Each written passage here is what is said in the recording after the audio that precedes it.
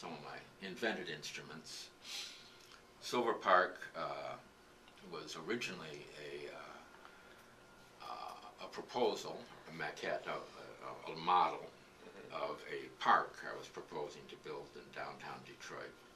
Oh, I see. Okay. Which I had in fact submitted as this pictures of it, as this big thing.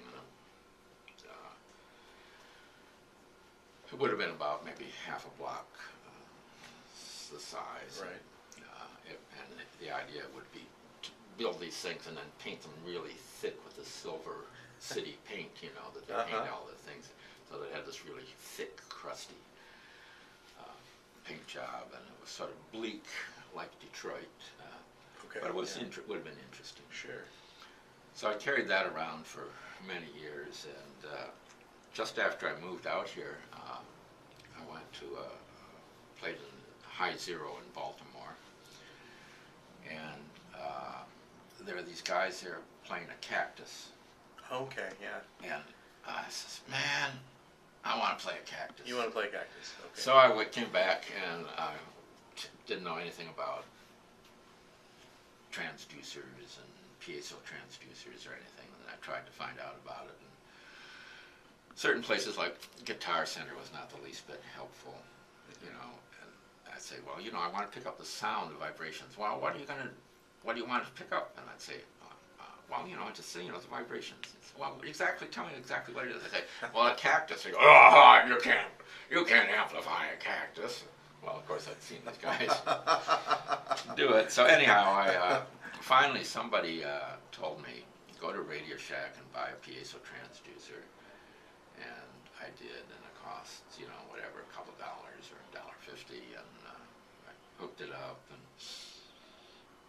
I bought the correct kind of cactus, which is a Myrtillo geometricans. It took me a lot of research to find out. Okay, right. It has these faces on it and long spines, so that you can pluck the spines, and the faces allow you to.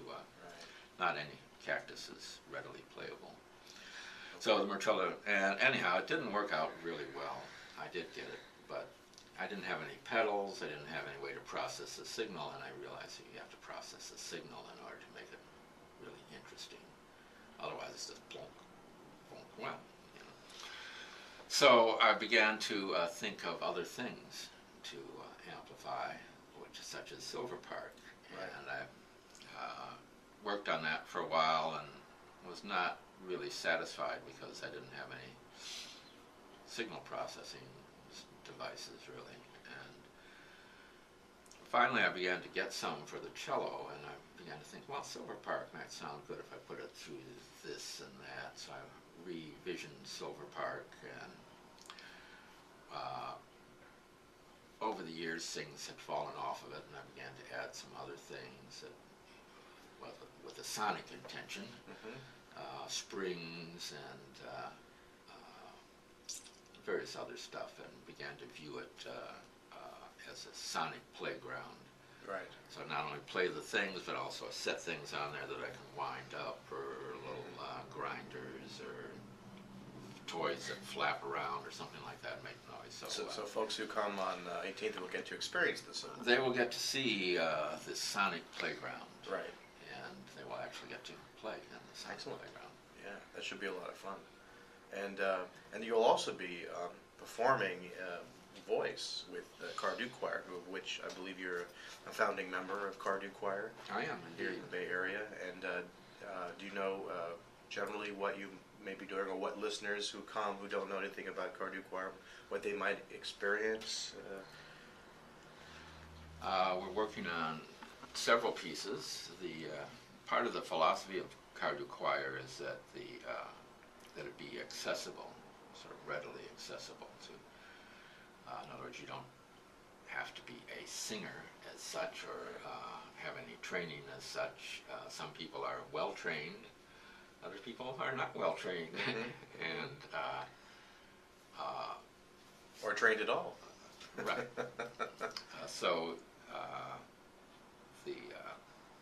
For me, it's a big. Because I was divorced from music and my voice for for a long time. When I took Music Theory 0100 at Wayne University, I didn't get very far because part of that was sight singing. And I said, I can't sing. I told the teacher, I said, I can't sing.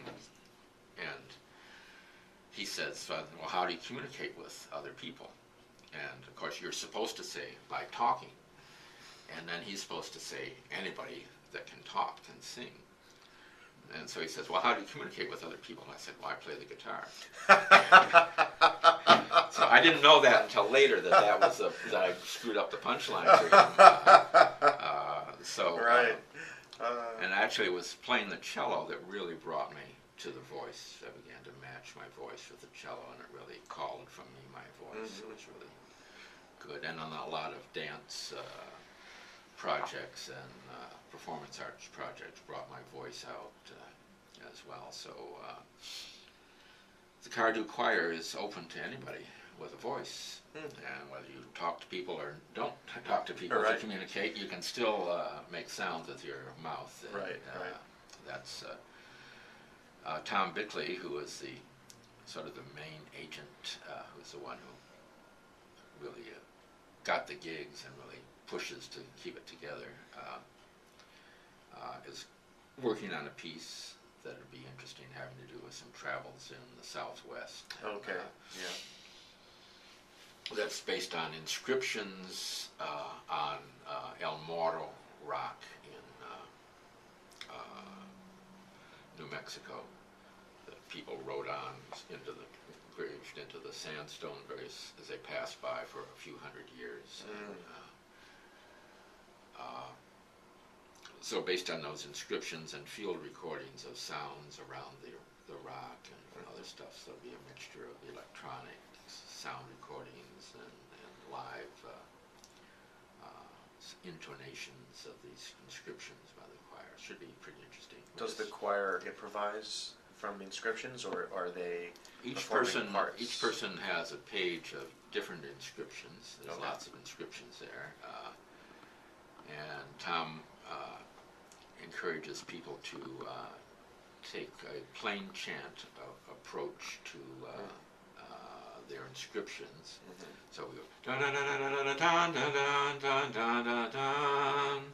So there's sort of a main note and then a lower tone and a higher tone that goes through this. So there'll be many people all at once intoning their inscriptions, some in English, some in Spanish, and with this other sounds weaving in and out. That's one piece, and then Polly Muller's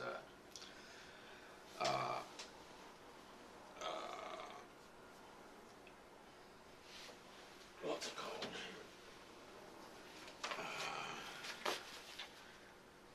Genesis for 12 improvisers, which actually there'll be more than 12 people. That's what I've heard, yes.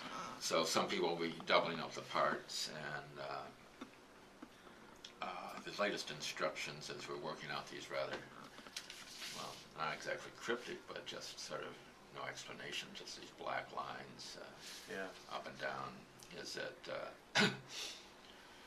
each number will choose as many variations of that number in all the languages they can find, and use the sounds of that number in the different languages in all their different kind of variations and distortions, contortions. So I'm one, and I have various readings for one, ek, and e, ichi, ichi, right, ichi, and et cetera, et cetera, et cetera. So we're working on that piece. We'll be doing a couple other pieces as well. And, so it's structured. Sometimes this is a fair amount of structure, and but there's a lot of room for individual interpretation and improvisation at the time. Wonderful. Well, it sounds like it should be a lot of fun. It should be interesting to listen to as well as to do. Excellent. Well, thank you for having some time to talk with me. And, sure.